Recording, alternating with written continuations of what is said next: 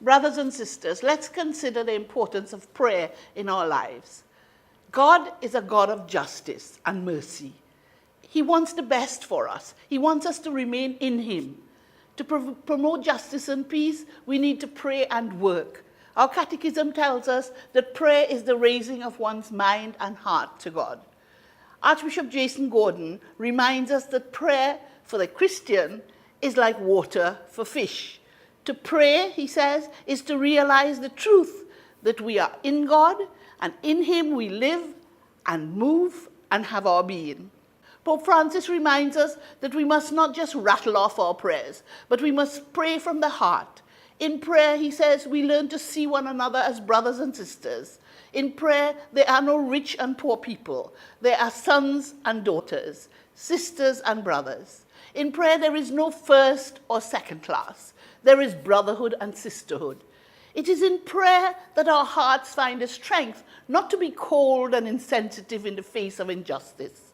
Jesus keeps knocking on our doors, the doors of our lives. He doesn't do this by magic, the Pope says, with special effects, with flashing lights and fireworks. Jesus keeps knocking on our door in the faces of our brothers and sisters, in the faces of our neighbors, in the faces of those at our side.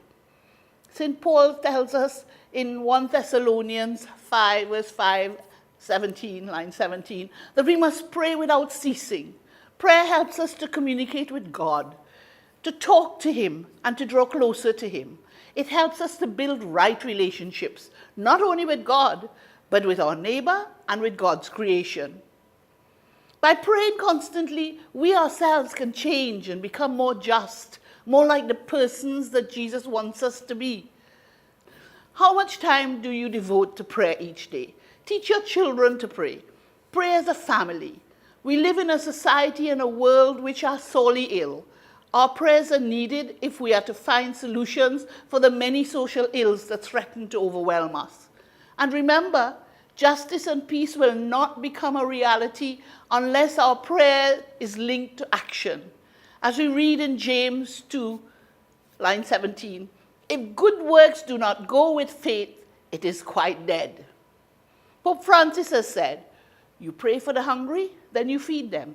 That's how prayer works. If we pray for justice and peace to prevail, what are we doing to make this a reality?